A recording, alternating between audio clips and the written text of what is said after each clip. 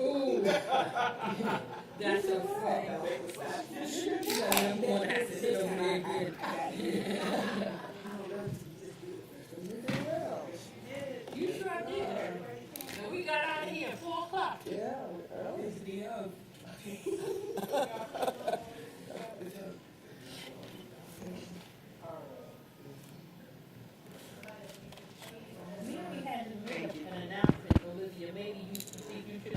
Ladies and gentlemen, welcome. Via email. Or something. Thank you for being here. We're going to get started. Dr. Levette will be joining us later, and she will give us closing remarks in just one moment. Okay. 1, 2, 3, 4. Awesome. There is a quorum of this committee present, so we'll be able to transact business. I'd like to call us to order and say thank you and welcome. Thank you to staff and to our community members who've done the work that has contributed to the documents that we're looking at today. These assessments are really important, and it was made clear to us in the April meeting that it was important to everyone involved that the assessments reflect input from the community, particularly from the charter community, that would allow them to demonstrate what they were best able to express as the effectiveness of the pedagogy happening in their buildings. So I understand there was a very, very productive meeting where that feedback was received and assimilated into what we're looking at today. So I'm really looking forward to that discussion. We continue to have Dr. Buck in our thoughts as he recovers from his illness. And at this time, we will approve the agenda, but we have some changes, and those are going to be summarized by Mr. Feliciano. Good afternoon. Good afternoon. Thank you, Madam Chair. We would like to delay the DAS REMI presentation to the August back equity subcommittee meeting. And then after the iReady presentation, we would like to add iReady teacher training to the agenda. Okay. Thank you, Mr. Feliciano. Mrs. Hall, are you amenable to that, to adding that agenda to the meeting in August that was to be primarily equity? Are you okay with tacking that bit on? Absolutely, yes. Okay. And I do understand the date is going to be changed. Okay. Great. Thank you very much. Okay. And so it has been asked that we modify the agenda by removing the presentation of the TWF 2026-REMI and that we add a teacher evaluation to the iReady presentation. Is there a motion to that effect? Okay. Moved by Ms. Hall, second by Ms. Grabowski. Any discussion about the changes to the agenda? Okay. All in favor signify by saying aye. Aye. Thank you very much. Approval of the minutes from the April 26th Board Accountability Committee meeting. You've received those. They were with they're in front of you. Are there any changes? And for the public, these are available. You'll note that it's not a complete, it's kind of a hybrid of minutes and a transcription. So there's not word for word of the discussion that occurred at the meeting, but there are links to the video of the meeting so you can see the full exchange in that way. Mrs. Hall. I do have one question of you. At our next meeting, we have an invited guest. Is it possible that he would go first before our REMI reporting so that we make sure he gets a chance to do what he needs to do before we add that on? Absolutely. You're providing over that meeting, so you can set the agenda as you think most effective. Okay. All right. I'll motion that we accept the minutes of the previous meeting. Okay. Is there a second to accept the minutes from the April 26th meeting? Okay. Dr. Howard Hall. Okay. Any discussion? Okay. All in favor of accepting the minutes signify by saying aye. All right. The minutes are accepted. We now move to our first presentation. Mr. Feliciano.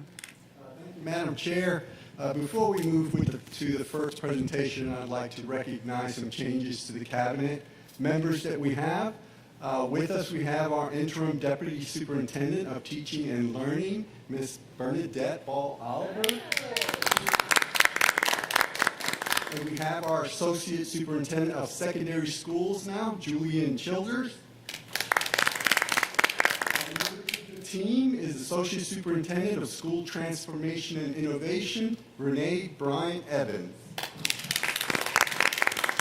Wonderful. Well, welcome to you. We've seen you and we know you, but we're happy for the roles that you are fulfilling at this time, and thank you for what you do. Thank you, Mr. Luciano.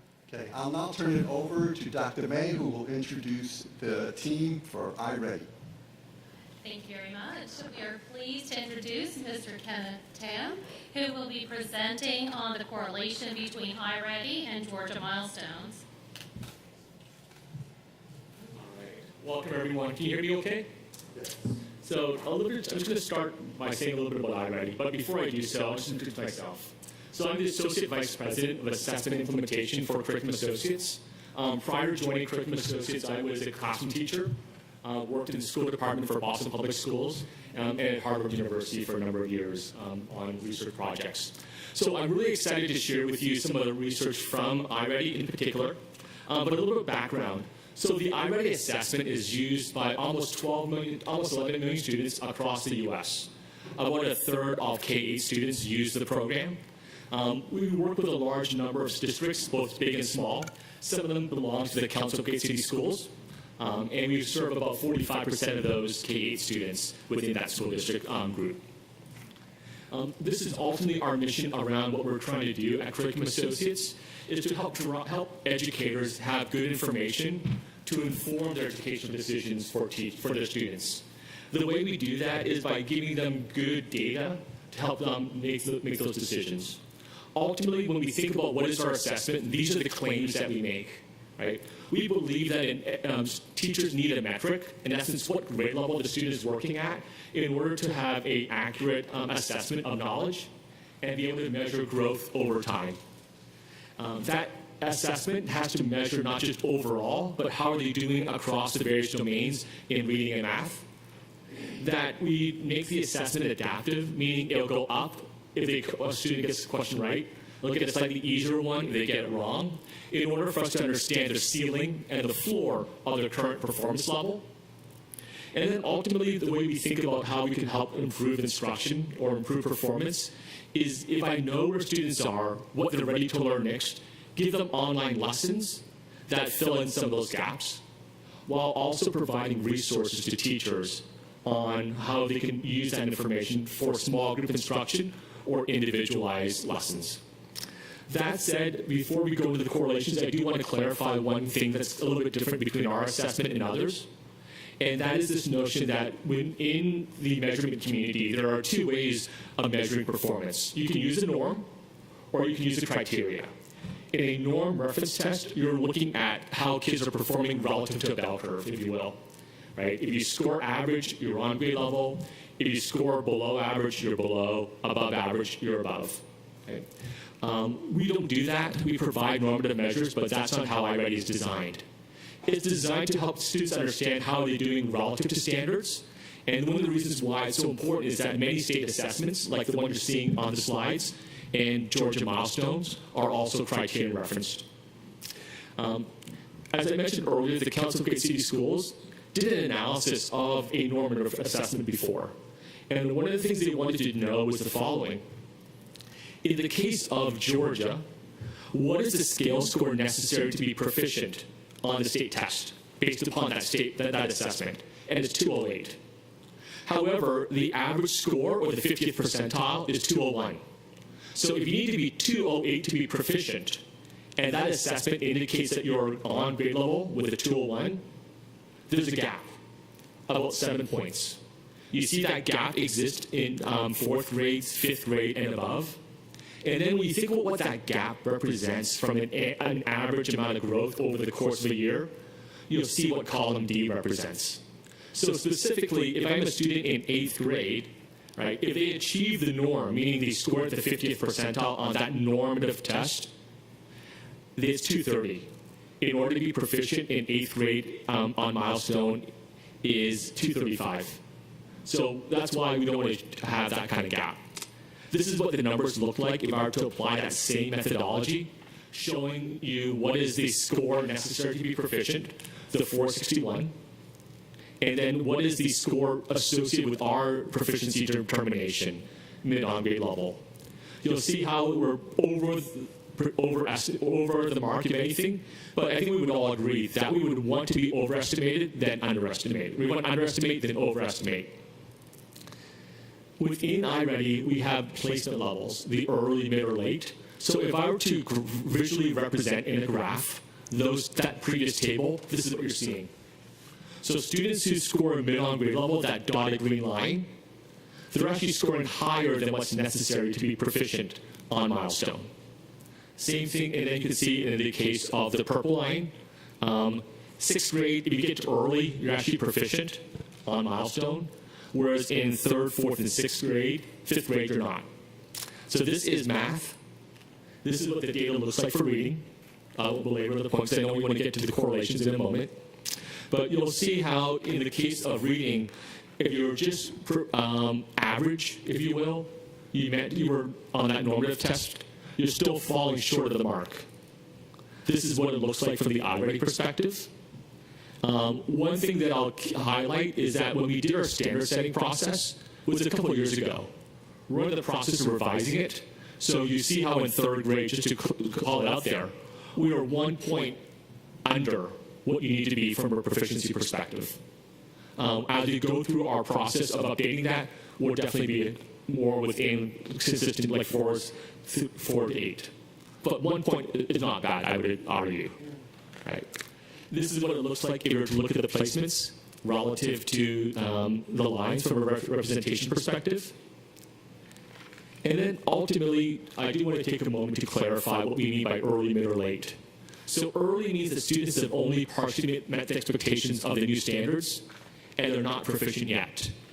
Mid means they met the minimum requirements to be proficient for the grade, and late means they met or surpassed all standards. This is a point of confusion for a lot of teachers because they believe that students should be early at the beginning of the year, mid at the middle of the year, and late at the end of the year. And that is somewhat true from an aspirational perspective. I think we would all agree that we want all our students to come into our classrooms ready for grade level instruction. We want all our students to be proficient by the middle of the year, and we want all our students to be advanced by the end of the year. It doesn't always happen that way, but we wanted to make sure that our model was aspirational, and we want to have high expectations for all students. Yes? So thank you. That comment begs the question that maybe you're going to answer on slide 17, the orange histogram, and that is, if we're not thinking linearly, we're at the beginning, you're right at early, right at mid, right at late. What does that shape look like? Like, where does early fall typically in your data? Is that what you're going to show? I will show you that in a second. Okay. Right. So if I just go back a slide, for example, go back to slide. I think I can only. So early means that in the case of reading, right, students are not proficient yet, right? So that's why if they can get to mid-on grade level anytime during the year, they're going to score at a level higher than necessary for milestone proficiency, right? And I'll show you what that in a second looks like in a second. Ultimately, if we can understand where students are, we can provide instructional recommendations. So if you look at this slide, this is achievement level descriptors for a student who is placing early 6th grade. If you notice the text that it says, they have a solid foundation working within a set of whole numbers and comply them in a variety of contexts. They're beginning to reason with rational numbers, using them to explore ratio and rate. I won't read the rest of the descriptions. But this is an example of a report for a student who is placing early 6th grade. Notice some of the words that I just described, like reason, rate, and ratio and rate reasoning. It's in the report. And this is the logic behind it. If a student is scoring early, what do I need to do to get them to move to mid? why don't I use the criteria for mid on grade level, rewrite it as a set of skills, and if you can achieve those skills, you're likely to move on to the next category. So another way of saying it is this. If I'm beginning, let's take a look at the criteria for proficient. If it's criteria A, B, C, and D, if students can work on acquiring skills A, B, C, and D, they're very likely to get to that next category because it's criteria for it. So there's a bit of a circular logic involved in here, right? So ultimately, not only are we identifying what students need to know, but what they are resources. Yes? I'm sorry, Sure. I find this very interesting, and I also want to try to simplify it. Mm-hmm. So what you're saying is you create a checklist for the things that need to happen to make the bottom of that purple line be up to where the bottom of the green line is. That's correct. Okay. And that checklist, if you will, are a set of skills, right? And if students are able to acquire those skills, the next time they take it, they will go from the purple to the green, and hence proficiency on the state assessment. This is the list of all the skills that they need to work on in order to go from the purple to the green. And not only are they getting a list of the skills, with the computers, but it's not moving right now. It will also give you the resources necessary to focus in on solving problems involving unit rate. Right? So these are the list of skills. And then we go to the next one. We're giving you the instructional resources as well. So think of this as a mini lesson plan that students can use to move from one category to the next. So specifically, back to the original question, what does it look like between iReady and milestones? This is the correlation that we did a couple of years ago, right? We looked at students who took the diagnostic in the fall, winter, and spring. We also asked those districts to share with us the students' state performance results. And this is showing you the correlations between how they did, meaning that students who are likely to be proficient in the fall are likely to be proficient in the spring as well, right? So ultimately what you're looking for here is anything with a correlation above a 0.7, and you can see that all those correlations are above that benchmark, meaning that we are able to accurately predict and project how kids are going to do on the state assessment. So how do we do that? What we're doing is we created a crosswalk table that looked at their fall score. We add in how much growth we'll think they'll make by the end of the year, and then we look up that value against a table that indicates where they're doing. We provide that value in the wintertime, and then we'll do it in the spring. The spring is just basically the spring score relative to a crosswalk table we created. So it's our growth model, some sort of indication of the scale score range necessary to be a 1, 2, 3, or 4 on milestones. And then we come up with a projected state level. So within iReady, every single student has a differentiated growth target based upon how they do it in the fall. Okay. So if you look at third grade, a student who is 3 or more grade levels below, we estimate that they will grow 30 points over the course of the year. How do we know that? We actually study the growth of millions of students over the course of time, and we notice that students who are in third grade, if they start the year 3 or more grade levels below, they typically make 30 points from fall to spring. We did a correlation, when we did the correlation between iReady and milestones, we did something called equipercentile linking in order to equate the two scales. So a student who is scoring at the first percentile on iReady, first percentile milestone, second percentile iReady, second percentile milestones, as a way to decode, if you will, one scale to the other. So what you're seeing here are the iReady scale scores associated with the different levels on milestones. So I'll look at the top row. So third grade in ELA, if they score between 546 and 591, those students are very likely to be proficient learner or level 3 on milestone. Okay? So that's how we designed our test to relate to the two. Within the report, educators can see how they're going to do. There is a projected proficiency report. And then that projected proficiency report will break out what percentage of students are level 3 or more. I know this example is 5, 4, or 3. I live in Florida, so the state tests at 5 levels. but it would show you for Georgia how many students or what percentage of students are a 3 or a 4, proficient or advanced. And then we break that out by grade level and school. And then for educators, we actually want to give them a couple of scenario planning. What would the projections be if students met typical growth? What would the projections be if they were to reach stretch growth? And what would that projections be if they made no growth whatsoever? So from a correlation perspective, we know that our assessment is correlated quite well to the milestone. And we can give you a projected end of year projected proficiency on this data assessment. Until the milestone results come out, we don't know what they are going to be. But for many districts, they'll say that in aggregate it's pretty close. Yes. No, I'll wait, sir. I don't want to interrupt you. I'll wait. Sure. And this is what the rest of the report looks like. I'm pretty much done anyhow, so go ahead. Okay. First of all, this is extremely interesting, and I think in some ways revolutionary that we're talking about skills, turning this into a skill set.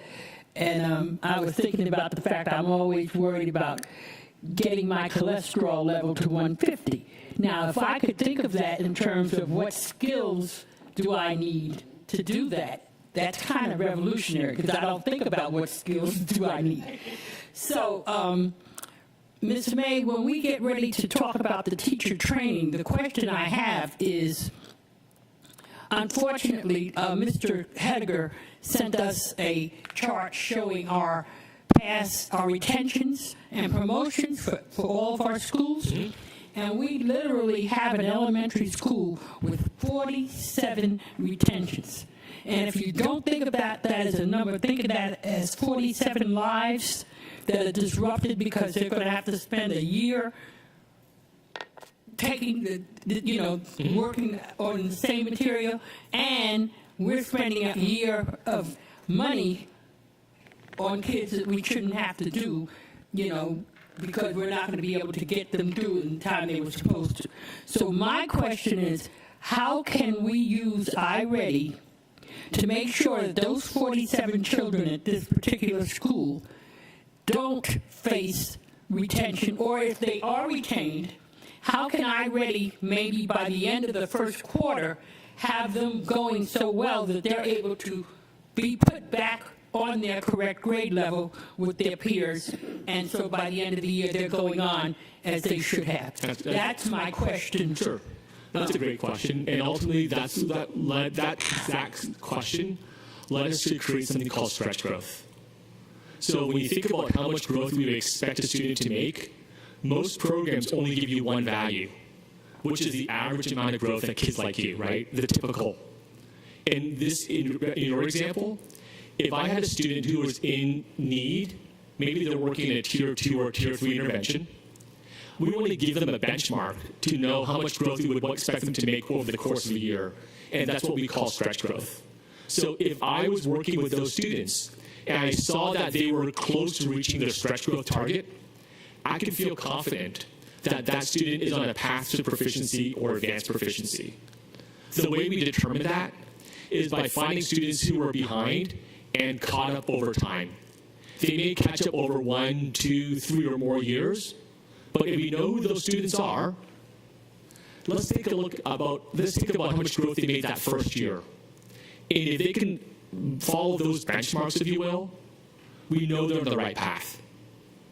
So all we can do from an assessment perspective is tell you where that student is, what grade level they're working at, because if I know that I'm in 5th grade, because that's the grade level I should teach, and I had a student working at a 2nd grade level, maybe that's where I start my intervention. I'm going to provide instructional resources to that student at a 2nd grade level, and then be able to see how much growth they're making from fall to winter, let's say.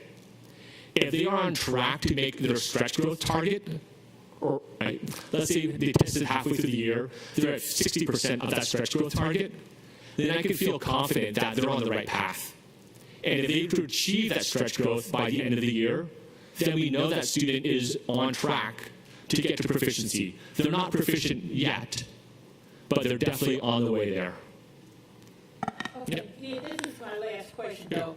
So if we're retaining, these 47 children are across 1 through grade 5. If we're retaining them, that means that, and they've had iReady, we've had iReady for a while. There's something there that's not, it's not making it. If we're saying that they have to stay in 3rd grade, stay in 4th, they can't just work on your continuum until they are proficient. They have to remain in grade 3. That's correct. Then Yes. there's something amiss, and the emotional turmoil that causes families. I just wondered what solution we have if our teachers know what to do, Sure. so that we don't have this. No, I completely understand this need to avoid retention whenever possible, right? iReady is just one measure of performance, and then ultimately our recommendation is 30 to 49 minutes per subject per week. So 30 minutes out of a 6-hour day is a small percentage of time, and when you multiply that by 5 days, it's even a smaller fraction, if you will. So ultimately, we recommend that it's not just using iReady. It's, when you think about the claims I made earlier, it's about providing instructional resources for teachers so they can also help address student needs. And when we see that happening across the country, when it's not just put the child in front of a computer, give them 6 hours of instruction, but it's 30 to 49 minutes plus teacher intervention, that's where we see the most amount of growth. Ms. Grabowski, and then Dr. Howard Hall. So first of all, I was very excited to see this on the agenda, and I was even more excited to see your team back with us today, because I hated that you had such a short time when you were with us before, and I felt like y'all got shortchanged. So thank you very much for returning and making the trip here. Also feel this is a fire hose of information to absorb in a very short time. So I'm looking forward to going back and taking a deeper dive. So I had 2 questions for you. One was on the metrics that you described very early on of the normative versus the criterion. So I just want to go back to that, understanding the relationship between GMAS and iReady, that by GMAS, it almost shows we have a gap, whereas iReady is showing that the students are much more on par than it appears from GMAS. Did I understand that correctly? It's kind of the opposite situation, right? So within iReady, a student can be on grade level, but they either be early, think of it as beginning, Right. mid, proficient, or late. Okay. So if you were to go back into the graph, of course, now that I found the keyboard is, I can actually navigate. So if you were to go back into this graph and take a look at, let's say, slide 10. This is showing you what is the proficiency target for GMAS, the 546 versus the 545, or the 563 versus the 579. So students who score mid on grade level, within our determination, they're scoring higher than what's necessary for it to be proficient on GMAS. Right. Right. Okay.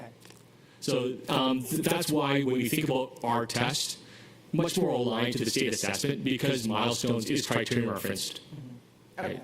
Whereas on a normative test on slide 9, you'll see some of the opposites Right. situation, Right. where So, okay, I was you're going to be higher on GMAS and then lower on that normative test. Gotcha. Okay. Thank you. And then my second question was, with iReady, obviously GMAS is, they take the test, we have to wait to get the scores, and so there's a significant lag in even getting that information back, whereas with iReady, it's pretty much instantaneous. It's pretty much So instantaneous. what is the recommendation, but it's almost like stepping on a scale if you're trying to manage your weight. You don't step on the scale every day. What is the recommendation of when you look at those iReady assessments to understand how to make those changes for the curriculum? So our recommendation is 3 times a year. Okay, So fall, winter, and spring. okay, Right. So the benefit of the fall is that it's letting you know how students are performing relative to what grade level they're at. Having that information early enough allows me to build my intervention plans.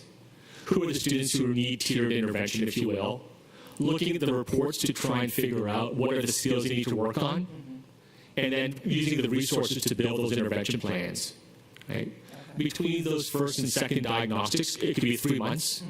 In between, we have a couple of options. One is growth monitoring, which gives you a mini diagnostic, if you will, to figure out from a progress monitoring perspective what the growth happens to be. Well, and thinking back to Ms. Hall's comments, it seems like especially for those children that are at risk of making sure that they are progressing, that some of that intermittent monitoring could be helpful. That's correct. That's correct. Okay. So for that situation, for those students who were retained, unfortunately, that is something that we see sometimes. But ultimately, we want people to use that information proactively so that we know, are those students making good progress or not? And if they are, then they're on the right track. Yeah. If they're not, we want to know early enough so we can do something about it, so that we're not waiting until May to realize that those students have not made any improvement, and then that's needing to be retained. Yeah. And sorry, I only have two, but kind of throw one more in there. And I don't know if this is a question for our staff or for your team, but when iReady was first introduced in the district, obviously it was in the midst of the pandemic, and a lot of parents were, what in the world is this thing, and didn't understand it. I think a lot of parents have gotten more used to it, but it is a shift in the way in which we've done assessments. Do you have parent education tools that we can disseminate to parents, and I guess to our team? Is that part of what our plan, and at some point would love to know more about what that looks like. We do, so we can talk about it another time if you like, but we actually created a site called Parent Central, or Family Center. And Family Center, you can think of it as that ability for parents to go on, take a look at some resources like a video that explains what the iReady assessment is. I think you can download, or you can fridge magnets or posters you can put on the fridge that describes how to prepare your students to take the iReady assessment, right? Sleep well, have a good meal the day before, like sorts of things right, like that. And then ultimately, we also have within that Family Center recommendations around what can they do from a family perspective on how to use the information for their own support as well. Okay, great. Okay. Thank you. Dr. Howard-Hall? Yes, thank you for your presentation. Based on what Ms. Hall was saying, I know that if a student is in jeopardy of being retained, the teacher is very incumbent upon that teacher to start the RTI process. So I have two questions. The first one is, what role will iReady, or does iReady play in the RTI process to prevent retention? Sure. So this summer is my intervention tour, if you will. So sometime next week, I'll be going to Tennessee to exactly work with a couple of school districts on helping them think about their RTI plans, meaning use the iReady data as that academic screener. Help you identify who are the students who are at risk of not performing on grade level, like where are they right now? Using that information from the reports as a way to determine what are the things that they should be building within their intervention plan. So if you look at slide 15, many districts will go in and build their intervention plan based upon this report itself. All plans usually talk about knowing what kids can do and what they're ready to learn next. And that's what we show you within the report. So when it comes to building those interventions, solve problems involving unit rate, solve problems involve using ratio rate reasoning is what they would put into that RTI plan. Right? They would measure their progress through the growth monitoring that we just talked about, or using standards mastery, or if they are using our online lessons, there's a lesson quiz at the end of it. So we're providing a lot of data to the teachers to determine, are you learning what we just taught you? And does the accumulation of everything that we've taught you change your long-term outcomes? So I know that I think we've had some conversations here about the use of iReady as part of an RTI process. I'm not sure where we are with that, but I know that this summer I'm having meetings or presentations, trainings with school psychologists in Tennessee, New York, California, basically everywhere, because they're recognizing that a lot of students have some unfinished learning, and we need to be much more proactive in trying to address it so that we don't have those retention problems. Yes, and the next question is, we know that the Georgia milestones is administered at the third grade level, and we're highly criticized about third grade reading scores. So how can iReady assist with that as they provide instruction for grade levels K through second? So when it comes to reading, what's a little bit different about our program versus some of the other ones is that from an assessment perspective, we actually assess all the foundational areas, meaning phonological awareness, high-frequency words, phonics, vocabulary, and comprehension. We added to the program this year early reading tasks, meaning if you had a student who was at risk of not being on grade level, and you wanted to determine, is it an encoding problems, right, spelling in essence, or they have issues with specific letter sounds, there are tasks that they can utilize to measure, to further assess what are those skills. And from an intervention perspective, you want to know, is the student reading comprehension or reading performance fluency is improving? We actually added passive reading fluency, or what people would call oral reading fluency, meaning teachers would listen to a student read a passage out loud, track the number of words correct per minute that they're making, and then plotting on a graph what that rate of improvement happens to be to see whether or not that rate of improvement is comparable to an aim line that we created, and where are they from grade level. So there are a number of additional resources that we've created within iReady to support those intervention or RTI needs. Thanks. And then just one last thing, just so you know. Sorry, I'm really excited about data. The reason I'm so excited about this, I was telling my colleagues of a study that we did recently where we wanted to see how students were doing in phonics in first grade and where are they 3 years later. And interestingly enough is that if they do not get those foundational skills at KN1, unfortunately they do not develop it magically, right? So for example, we found that students who were on grade level or who were not on grade level in phonics, only 8% of those students became on grade level in phonics by 3rd grade. So that really speaks to what you're talking about, right? K2 foundations, especially 3rd grade, and how we're doing some of our students a bit of a disservice by not focusing in on a systemic way of teaching foundational skills. Thank you. Thank you. I have a comment from Ms. Hines, and I also have a question. We welcome our superintendent. Well, thank you very much for your presentation so far, and I too need to go back and review this information. But I'm just again a little concerned if there are several students in a school that is lagging behind. Now, what are your thoughts? Should they be distributed among teachers, or how many can a teacher handle? If, say, there are 10 kids in a room that are a year or so behind, will she be able to function with the rest of the children within the classroom on a daily basis? Yeah, so ultimately those are very difficult equity decisions we need to make relative to ensuring that all of the classrooms have equal distributions of students who may need additional support, right? Ultimately, having the iReady information at the beginning of the year will help with that. If you have the spring information, you can use that as your placement decisions, if you will. And one additional component that we're working with districts on right now is to think about performance and growth as a comparable measure. Meaning, I want to understand that not only am I distributing my classes relative to all the kids who may be on or below grade level, I also want to know what their prior year growth happens to be. Because I don't want to have a class where I have a lot of kids who are high performing, but their growth is really low. Conversely, I don't want to have a class where it's all kids who are low performing, but their growth is really high, right? You want some kind of equal distribution, and without looking at both measures, you're not going to get that. So I can offer recommendations around like placement suggestions using the iReady data, but ultimately we suggest looking at the data to try and figure out what the distributions look like so that we can have more equitable support. Or if you had a class with a lot of students who are behind, additional teacher aides, right? Something that will help level the playing field, if you will.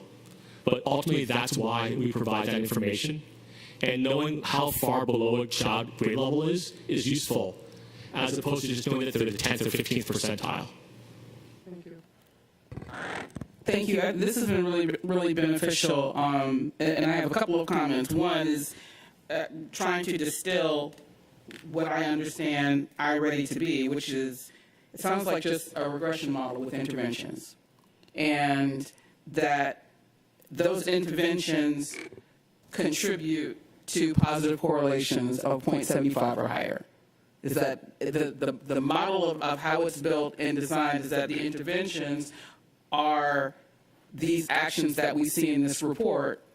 You deploy these interventions for each individual young person, and the outcome is supposed to be a positive increase in that correlation based on where they started in the fall. So if you have the minimum number of tools deployed, the minimum, well, we know that there are 3 interventions because that's what's recommended, but also each of the activities and resources that are given to a young person in response to what their score is, that's kind of a mini intervention that's supposed to increase, that's supposed to contribute to the increase in the positive correlation. And the maximum level of mini interventions is what can create stretch growth. That's, in a way, yes, that's correct, right? So our theory of action is as follows. We believe that if we have good information about where students are, what grade level they're at, we can assign them those interventions at that current grade level, right? If we can monitor their progress within and across the years, we're able to determine how much growth we would expect kids to make from one year to the next. And by tracking or looking at the evidence of students who are behind but caught up over time, I'm not randomly picking a number in terms of a year and a half worth of growth. I want to figure out how much those kids who made it, what was their 3rd grade year like, and use that as a benchmark for other students to follow. That said, it's really incumbent upon school districts to embrace those higher expectations, making sure that as a district, we want to aspire to 2 things. All students meeting typical growth at a minimum, and as many students as possible reaching stretch growth. And in order to have more kids reach stretch growth, we may have to think about some of the practices that we engage in, right? Making sure that we are getting good data, that we are being very targeted in terms of what are things that we're doing to supplement, right, the work. And then one last thing, it's also making sure that we focus on grade level, right? We can't lose sight of the fact that if I'm in 5th grade, ultimately going to be held accountable for 5th grade level standards. So could we find a way to scaffold that 3rd grade understanding where that student is to 5th grade? And we've actually created a number of tools for that to happen. Okay, that's really helpful. And 3 other things. The magic of iReady in terms of finding that growth in a young person is in the magic of these offerings that become available from this report. And I think that it was a really good tool, an excellent tool to deploy during a pandemic when many teachers were trying to figure out how to teach virtually. You had really superior expert instruction available online as those who weren't used to teaching in that medium had to evolve into that medium. So I think it was a really, really good selection on the part of our leadership and staff. So my last question is about the 30 to 49 minute per subject per week recommendation. My question is for our team, is that how does that compare to our homework policy? Just because I don't remember those numbers, I know we just read it last month, but we just got some finite minutes recommended. I would be curious to know how that compares, and I don't have to know it now, but I'm curious one day to know it. Mm-hmm.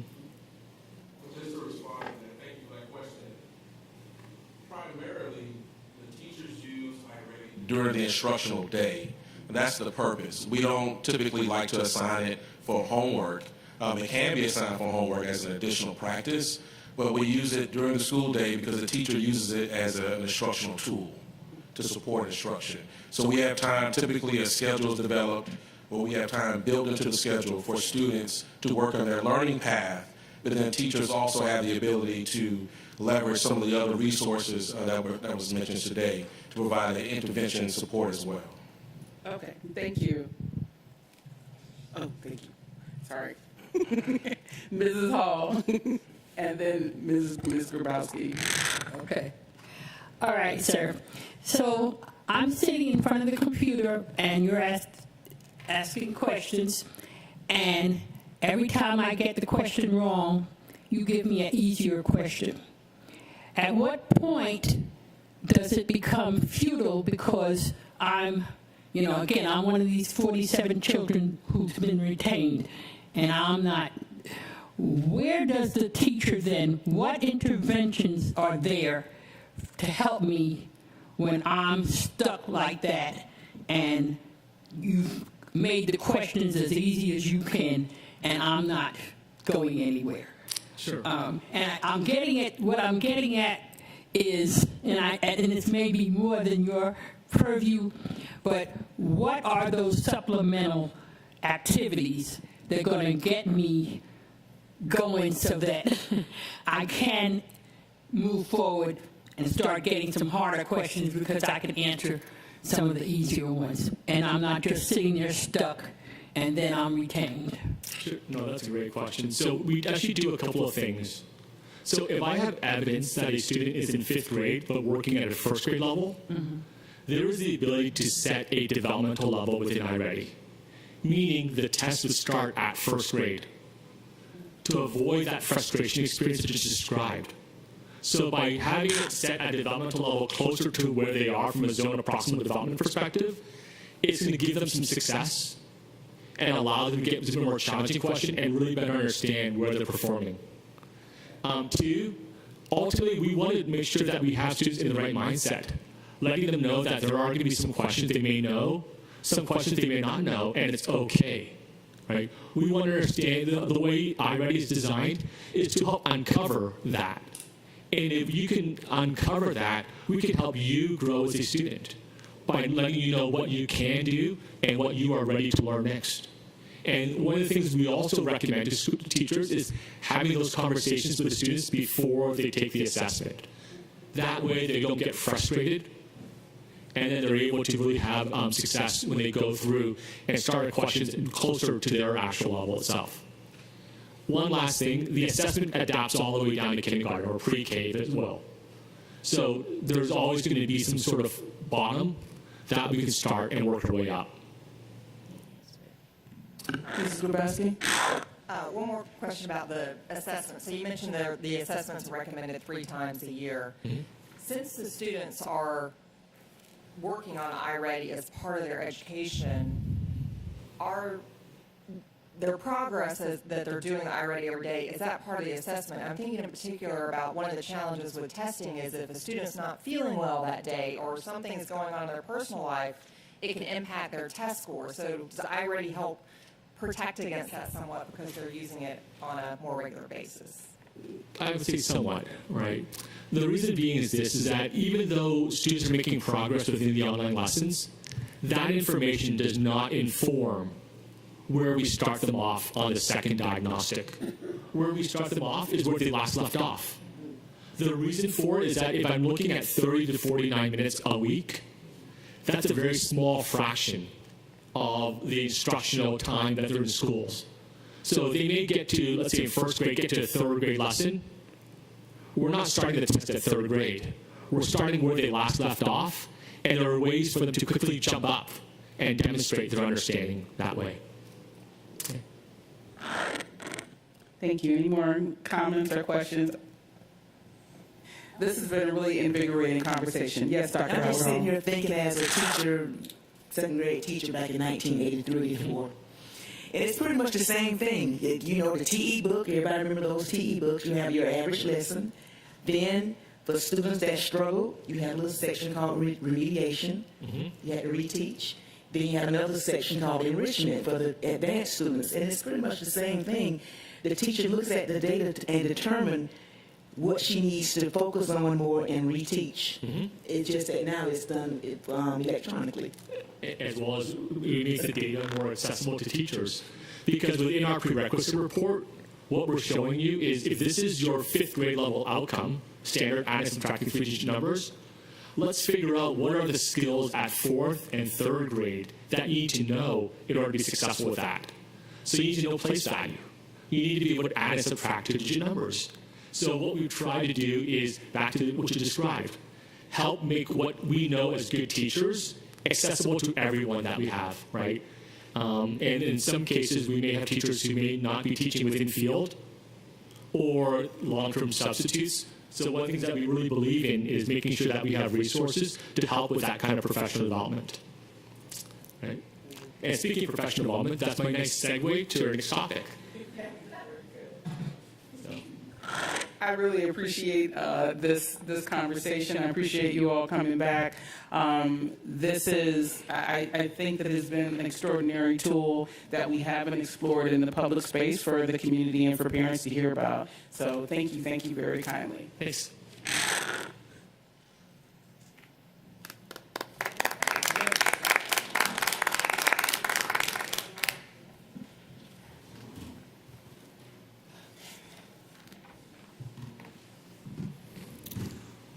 All right, next is going to be the iReady teacher training that's going to occur. Julian and Childers will be covering that. One of the things I do want to point out, that we've talked about before is GMAS versus formative assessments and the difference between the two and the importance of understanding the difference in the two. The GMAS, which is criterion-based, solely focuses on mastery of standards in a particular grade level. It does not care where the child is coming from, whether they come mid-year. The standards do not change. It is the expectation that the child meets all the standards at a particular time period. That's what the GMAS score does. The value in formative assessments and what iReady does is it first determines where a child is in the learning process. It establishes a base, and based on that, it looks at its peers and it determines the norm or stretch growth for that child. And that's very important for a teacher to understand is how much information can I pour into this child? And is it enough? Because you certainly don't want to overwhelm a child and you don't want to under-deliver. So these tools are extremely valuable for our teachers to use to know where's the child, are they 2 grade levels, 3 grade levels behind, and what are the intervention tools that I can use to help the child grow? Then I can take another pulse check because it's multiple times a year. Do I need to change the strategies? Because we have a host of resources. It's not just one tool that we use for a child. And then we can the teacher can create an individualized learning plan for the child to maximize the learning. I'll turn it over to you. Yes. I'm the one who asked about the teacher training, so before Mr. Childers starts, and he won't mind this because he's an old friend of mine, but given what we've heard today, what I really want to know is what those interventions are that our teachers are trained to use so that those 47 retained children have a chance to not have to go through that experience of retention. What are we teaching? How are we instructing so that we're filling in that gap so that we don't end up with, that percentage of kids, that number of kids having to sit there and repeat another year, as opposed to, any full-blown, teacher training. That's what I'm interested in, how they know what to do. Well, good afternoon, everyone. Thank you for teaming me up, Ms. Hall. I appreciate that. I saw Lorraine Parrish. She does a lot of our in-person training for our teachers. I saw her filling with her paper, so I thought she was going to walk over here and do the presentation. I think I'm good to go. Thank you. So we recognize that the effective implementation of any tech solution that we use is to ultimately to support teachers.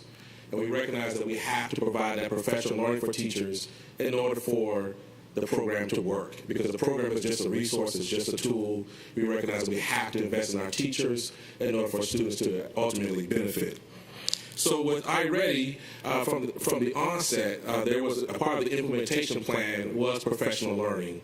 And so each site received 3 targeted in-person professional learning opportunities for teachers, principals, academic coaches in the building. We wanted to make sure that the leadership and also district level team, we've also received ongoing training. We received every training that the principals and coaches have received, we've received that same training as well. So each school received those three trainings. Right now, the brand new teachers who are part of SOFI, they received the initial iReady training to make them aware of how do we navigate the platform. Then also, how do we navigate the instructional tools? What instructional tools and resources are available in the platform? How do we administer the diagnostic, given those best practices for how we do that? How do we structure our classrooms to make sure that when we give the diagnostic, it's a orderly environment so kids are focused as they take the assessment. Also, as teachers collect that data, they determine instructional small groups for students. So iReady does a really good job that once students take the assessment, it assigns those instructional groupings for teachers. So what we know is once they get those instructional groupings, we have targeted intervention and supports that are readily available in the platform, those prescribed lessons that teachers can use to deploy with that specific instructional group. So looking forward to this school year, leaders have already received training. All of the K through 8 principals and coaches have already received their training this year. How do we plan for iReady use in the new school year? How do we get good data?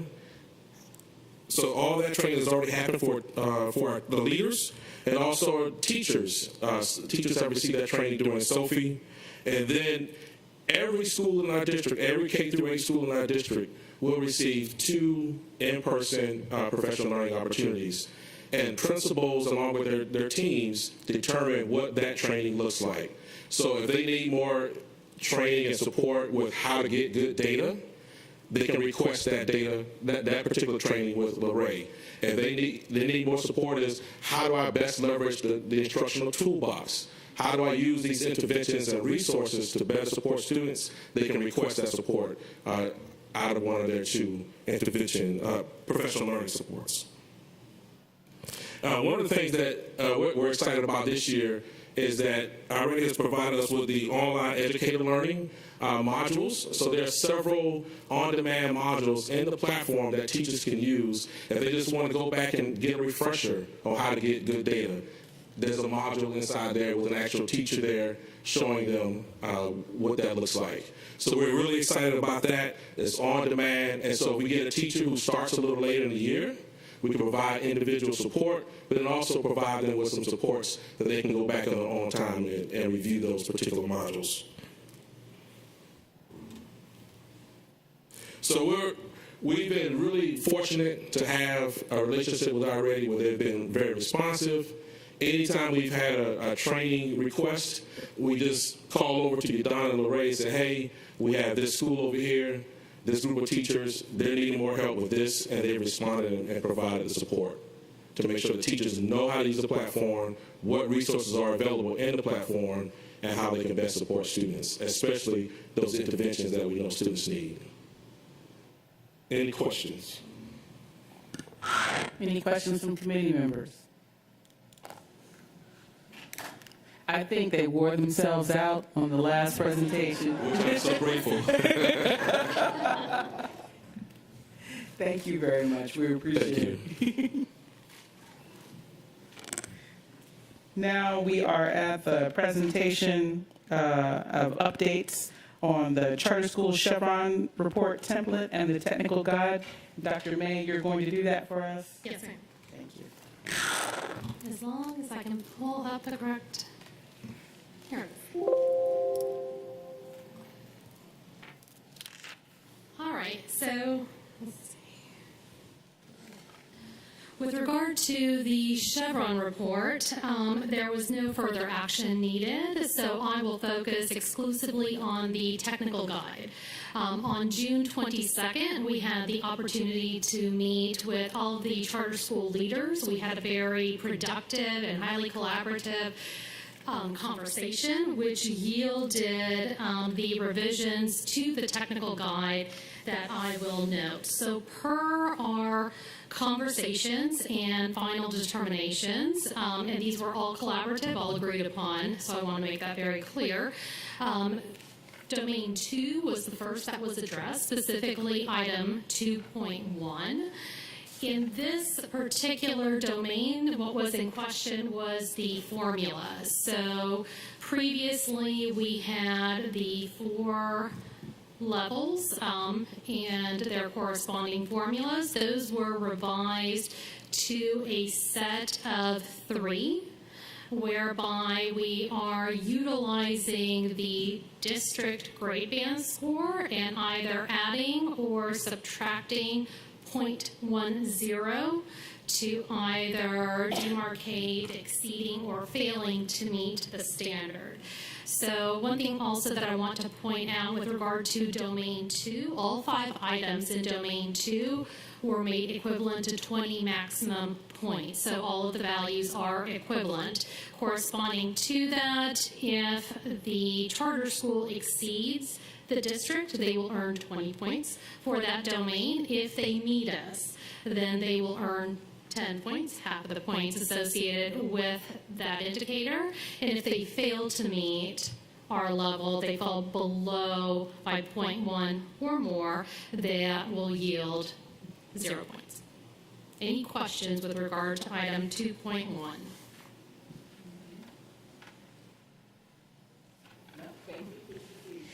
Thank you. So with regard to items 2.2 to 2.5, I would like to take those as a set once again, just to remind everybody all the values were set to 20.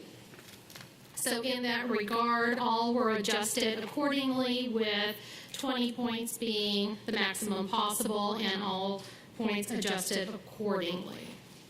There were no further changes made aside from that.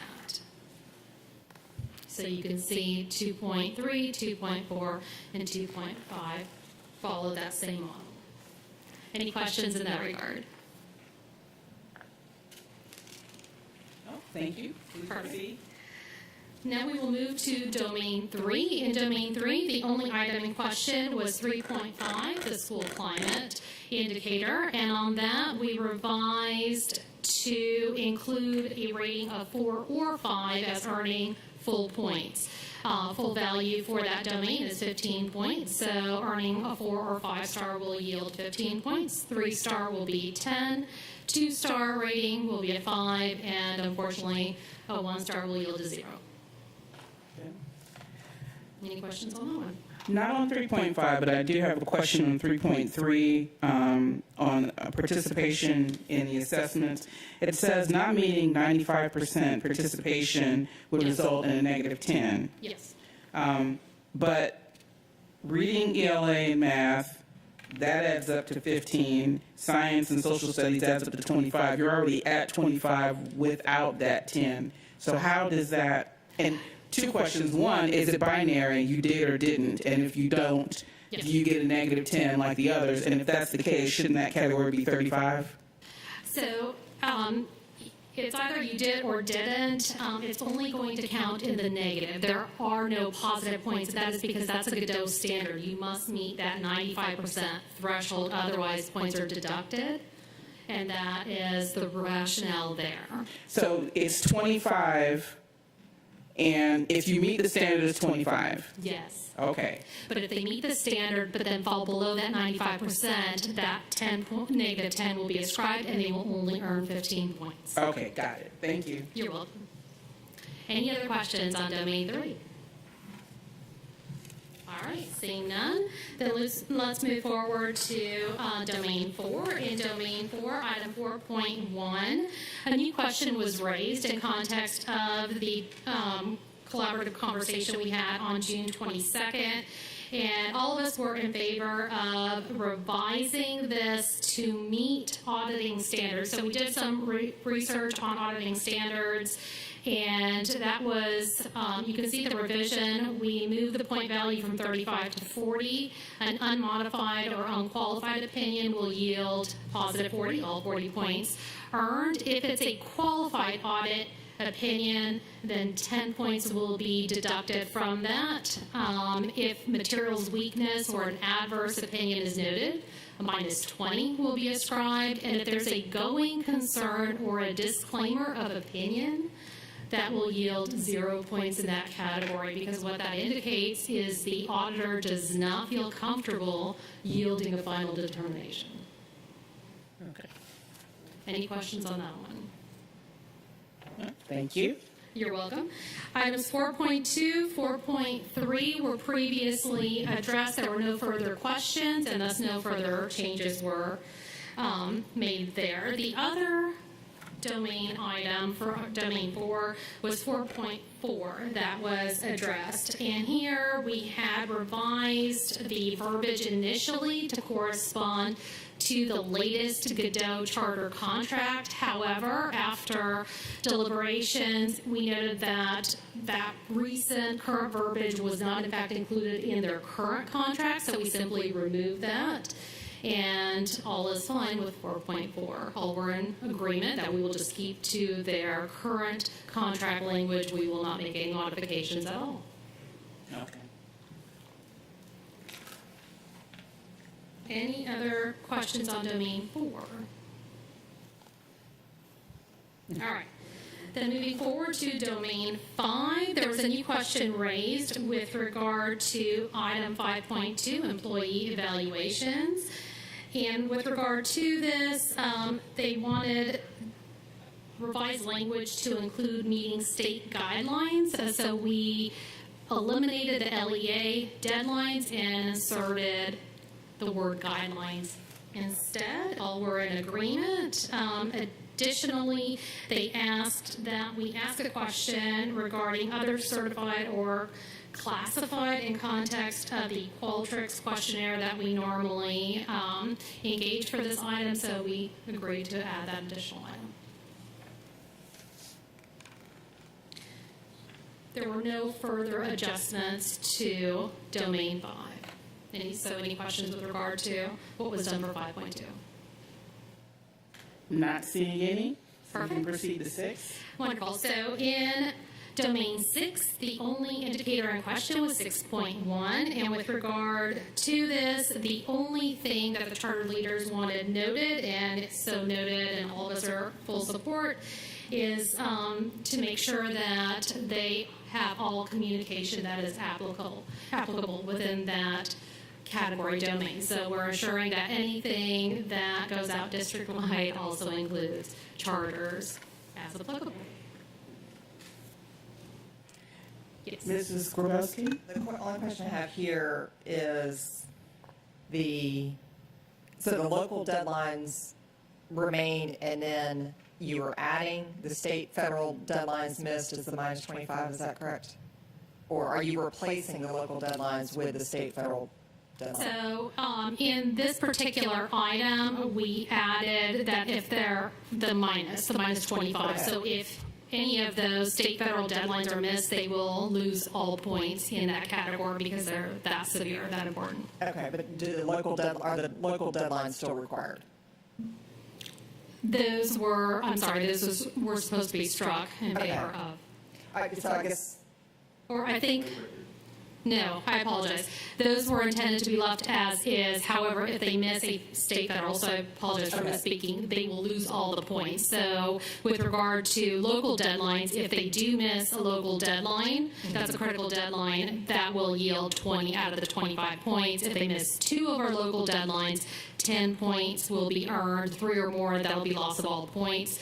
But just a single state or federal will result in loss of all points. So I apologize. so I just wanted to make sure we weren't shortchanging ourselves by removing the local. No. Those are remaining in place. Yeah, we established multiple internal deadlines, just, because we know we're very busy, sometimes we forget, so we want to give them the opportunity to, hey, as a reminder, don't forget, in advance before we actually reach a federal or state deadline or something that requires superintendent sign-off, we want to make sure we meet all those requirements. Okay, fantastic. Thank you. Yes, and we do send reminders as well, and make sure that everybody is properly notified with advance notice. Thank you. Any other comments about the technical guide for the performance framework for the charter schools? Ms. Grabowski. I just want to thank the staff for taking the time to sit down with our charter schools and go through this. I know there were a lot of questions last time, and I think that's a really great demonstration of collaboration to be able to come to consensus around a really important document. So thanks for the hard work. Thank you very much. We were happy to do so. We're delighted that we were all in agreement and able to put forth this final document for your review. And I hope that it's something that can be considered for approval by the board. Thank you. Dr. May, do we have anything on Domain 7?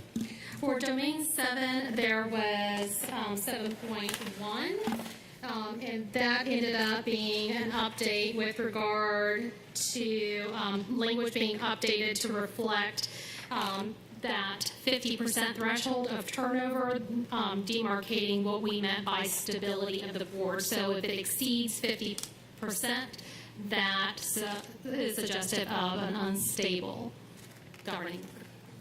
So that was the only question. Thank you very much. Okay. Any questions about that? I don't have a question. I just kind of thought that some of them would have been here today, especially that it would, make these changes in their behalf. You had a 2.5-hour meeting, was that?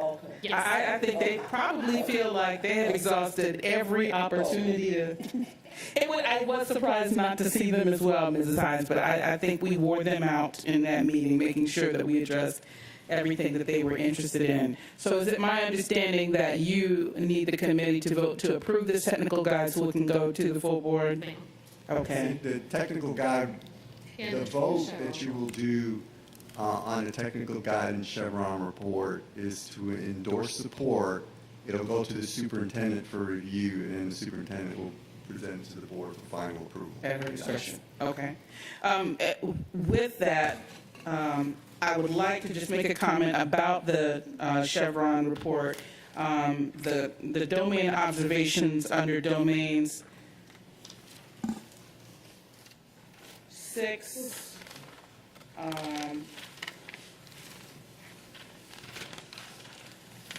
3 and 6, I really want to note that the observations that the staff are providing, for example, under the learning environment, one of the first items is domain observation. Documentation indicates the charter was in compliance with laws, rules, regulations, and provisions relating to the education of EL gifted and SWD students.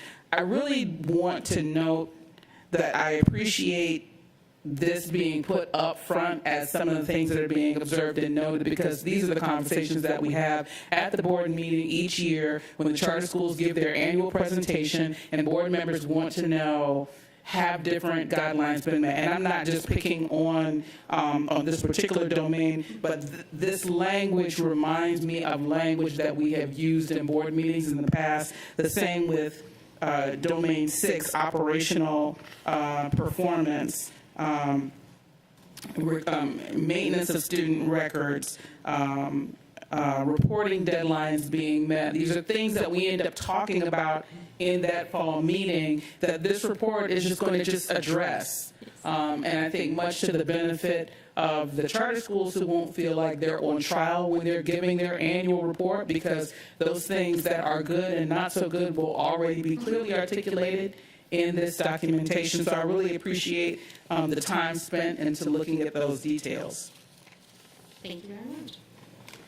With that, we've received the Chevron report. We've received the technical guide to explain their evaluation. Is there a motion to approve these two documents going to the superintendent for her review and eventual movement to the board? I see the hand of Mrs. Hall and a second by Mrs. Hines. Any comments on these documents? Again, I support your comments that now there's clarity up and down the board with this. So there shouldn't be any conflict later on about, what we expect. Thank you, Mrs. Hodge. Do you have any comments? I agree with Mrs. Hall. Thank you very much. Any other discussion about these two documents? Okay, all in favor? Oh, yes, Dr. Howard I'd Hall. like to say I appreciate the time and effort as well as collaboration with working with the charter schools to have a great rapport with them and to get this done, because there were a lot of concerns during that meeting. So thank you for doing that. Absolutely. Thank you for noting that. I think there may have been a feeling that they weren't being heard, and so I think it was really important. Thank you for noting that on their part, of coming to the table as collaborators, and for our staff spending the time to do that. I think that's worthy of note. Okay, all in favor of approving these documents indicate by okay, and opposers the same. All right. So this now comes to you, Dr. Levette. And this is as we do have our equity subcommittee meeting mentioned on our document, on our agenda as the 23rd, but that's going to be changed, right? That's according to Ms. May. Yes, ma'am. We would like to change the August date from meeting on the 23rd to the 30th. So that would be the last Tuesday of the month. And then another date that we would like to make adjustments to is the November meeting date. We originally scheduled it for November 22, which is our Thanksgiving week. I can't imagine why you want to change it. So we would like to change that from the 22nd to the 29th. That would be the last Tuesday of November. 30. Okay. We don't necessarily need to vote on that, do we? I already had November 29th down as the subcommittee meeting. Yeah. So we'll process that as information. It sounds like it doesn't sound like there's anyone. We do have one member who's not with us. If there's a conflict, we'll have to revisit it. But this time, we'll let staff manage that and use the information channels that we have to publicize those dates as necessary. Yes, for clarity, November 29th, which is the last Tuesday. And Dr. Hoskins-Brown, I'd like it if Mr. Feliciano, as a formal invitation, if you would check with former Mayor Otis Johnson to see that he is available on the 30th, because we did have him scheduled for the 23rd, but hopefully that won't be a problem. But if you would extend a formal invitation from the school system. Okay. Very good, thank you. And at this time, we'll receive closing comments and observations from our superintendent, Dr. Levette. Well, thank you so much, and thanks for your patience today as I was engaged in another meeting that we could not reschedule, where we were talking about wellness and how we're approaching that as a district with the national audience. So they are learning about what we're doing in Savannah, Chatham County. I am so excited that you are pleased with the work that's been done. We take great pride in our work in collaboration with our charter schools, and feel confident that we now have a document that everyone, as you say, Ms. Hall, is clear. There's no confusion, and we've all had the opportunity to work through the language, whatever that is, and we're all clear on the measurements. So I feel very confident that we should not have any confusion going forward. But I'd also like to acknowledge the work that's been done over multiple years to get where we are today. This has really been an evolutionary process. The staff has worked diligently on getting to this point, and we're happy to be able to present something that everybody agrees to. So thank you so much for your continued support. Thank you. Well, we appreciate your time today. We're happy to return 12 minutes to you, to your day. We will get announcements about our next two meetings coming from our leadership. And with that, we stand adjourned. Thank you.